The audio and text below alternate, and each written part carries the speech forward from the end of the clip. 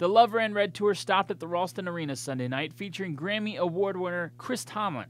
The tour is inspired by his 10th studio album of the same name, and he's already working on album number 11. He won a Grammy back in 2012 for Best Contemporary Christian Music Artist with his record, And If Our God Is For Us.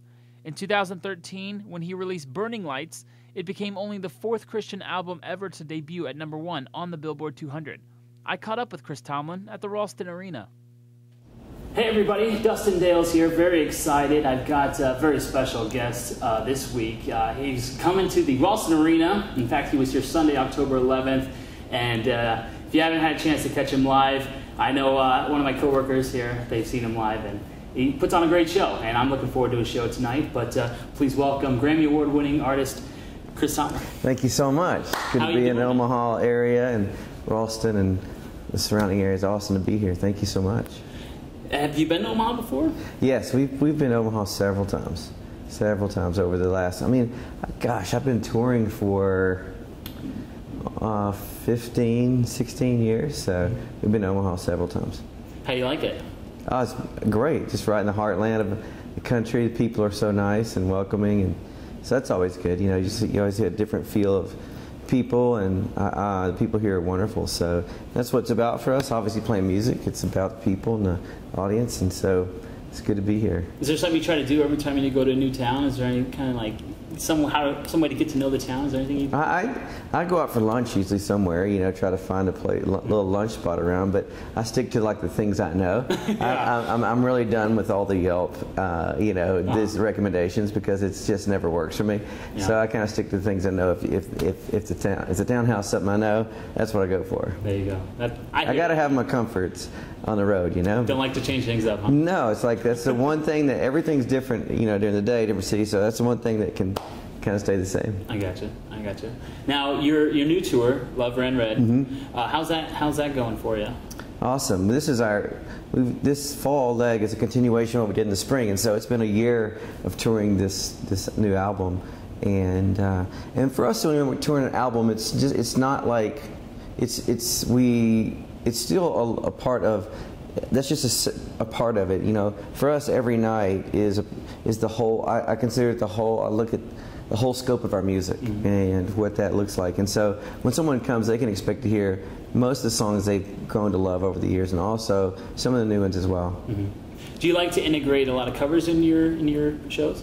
No, I stick to having, you know, 15, 16 years of music.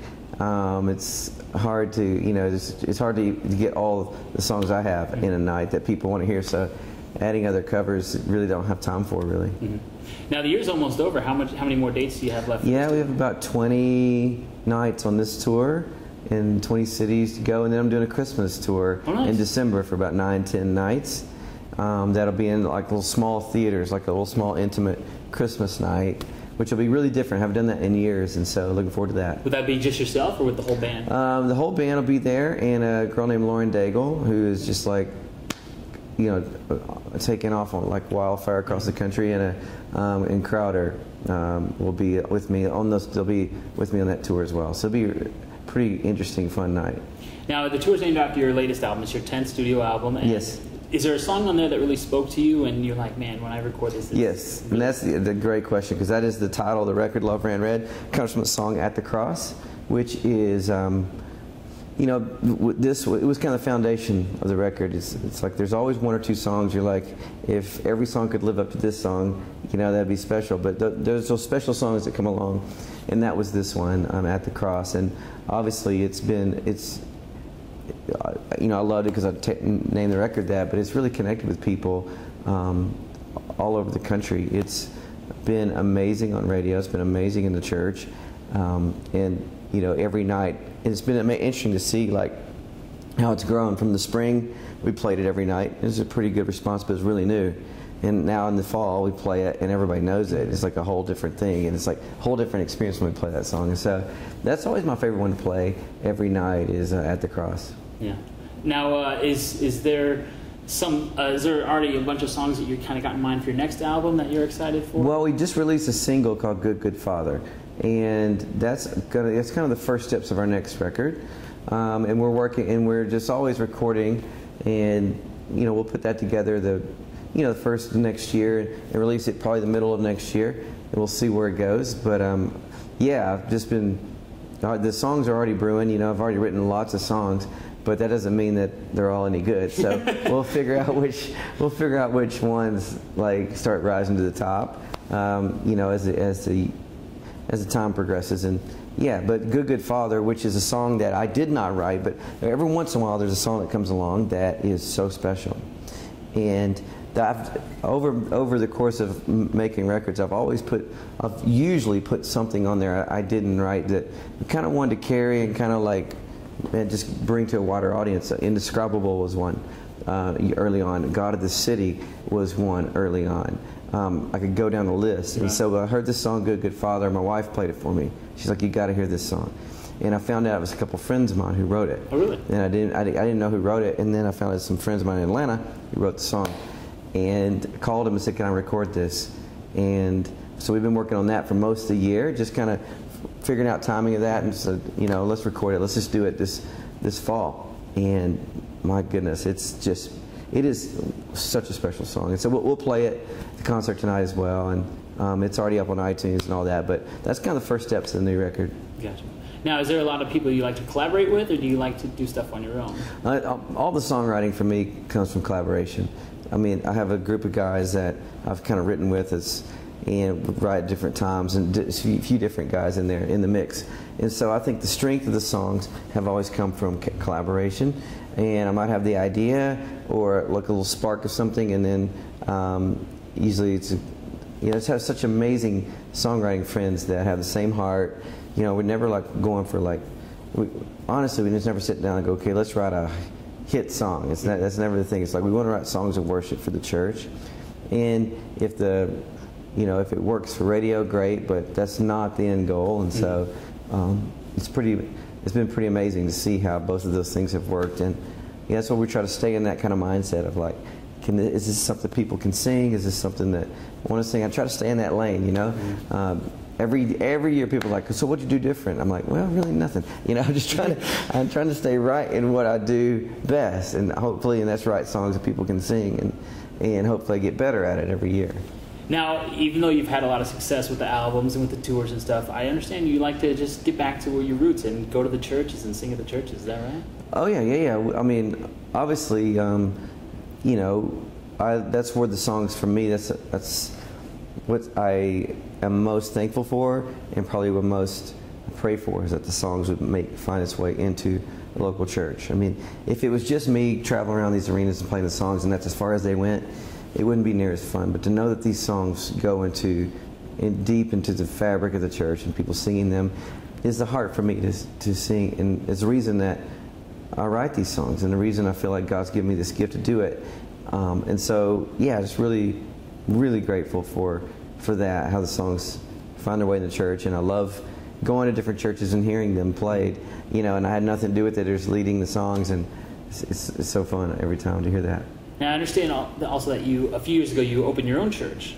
What was that like? Well, I wouldn't say open my own church, but I've been a part of church for a while. I've been leading for 17 years. I led in Texas at a church, and then I helped plant another church in Austin, Texas, and then I helped this church plant in Atlanta as well, Atlanta, Georgia. So that was 6 years ago, and and so now my wife and I have moved to Nashville. I feel like we're kind of putting our roots deep down and into outside of Nashville. It just seems now that I have kids, my world changed in the last few years, and I have a family now, and so all the priorities start shifting, and like, where are you going to live, where all these things, especially as far as where I work and where most of my work comes from when I'm home. And so we're going to be outside of Nashville, which is so interesting. I didn't ever know I'd live there. I never knew I'd leave Texas, but I did. And so it's but I love the church. I love writing songs for the church, and being a part of planning these last few churches has been something that I look back with great just great joy. It's like, wow, man, this is incredible to be able to, this starts out of nothing, and look at these people coming to these churches. Amazing. What was your motivating factor behind getting your own? Excuse me. Those churches? No worries. What was your motivating? Allergies like crazy for me. I don't know what's up. Motivating What was your motivating factor with getting those churches and getting behind them and really? Well, it's just it's teaming with friends who are in ministry and using the gifts God's given me in the music to help them with their, with plant. Oh man! Edit. You gotta watch out. Sometimes Edit. Nebraska. What's up with Nebraska, man? So it's just helping my friends, being a part of a team together, and because the church, to me, that's where it all boils down to. The church is God's. It's His idea. It's His plan for the world of people to gather together. And it's not all great. It doesn't all work great, and it's all because it's got all us people like us running it, and so there's all the kinds of flaws in that. But it's beautiful, the church coming together, and so that's the heart of what it means to for me to walk with God is to know His Word and to be in fellowship with people who are longing to follow God. And the church is a place for people people that don't have it all together. That's what I love is I think so many people think the church is like, man, I got to have my life together to get there. And that's sad because I think the church is a place for all of us who don't have it all together to come. And so I always want to be a part of that. And I feel like God's given me a gift to lead people from the music side of things. And so that's something that I've always had a passion for. Now, when you started out, you didn't see yourself as becoming this big musician, and now you've gotten all the right things accomplished. You got the Grammy, a bunch of Billboard. Cool facts with that. You got the 2013 your album debuted at #1, which is only the fourth, I think, that's ever happened in Christian music. Right. So, at what point did you say, I'm going to make a living at this? And that's a great question because I never thought I would. I mean, it was a scary thing. I was in college and I went to Texas A&M University, and I was going to be. I know. I'm really sorry. I know. Really sorry. Right here in the Husker world. So I went there, and I thought I was going to be in sports medicine. I was just going to but I'd lead at these little Bible studies at school, and these songs started taking off in the churches, and people had no idea who I was, but these songs were really catching on, and I was in my apartment at school just every weekend traveling. People were calling me hey, we heard about, you do this music, would you come play at our church? You come play at our weekend thing. And I was like, how's all this happening? And God was really making a way. And I was just at the crossroads of is this really a path that I could go down? Is this something and it didn't make any sense because I didn't have anybody in my family that was doing anything like this. And I didn't know how, who to, gosh, there was no roadmaps. I was but I just took those steps of faith. I'm let's go for it.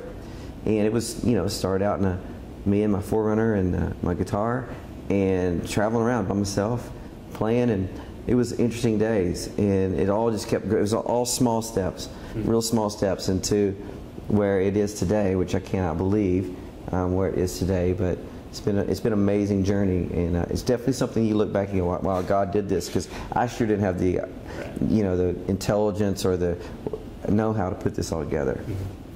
So you got the Christmas tour coming up. Yes. You're working on a new album for early next year. Yes. Is there any other big projects you kind of looking forward to or getting in the works? I think that's about as much as I can handle, man. With family, with my 2 little girls, and I'm in the midst of all that. That's full time. I gotcha. Yeah. Well, very cool. I appreciate your time, Chris. Really. Make sure you check out his latest album, Love Ran Red. It's on store shelves now and iTunes. And absolutely. Thank you so much. Hope to see you back in Husker Nation soon. Husker Nation. All right. I like it.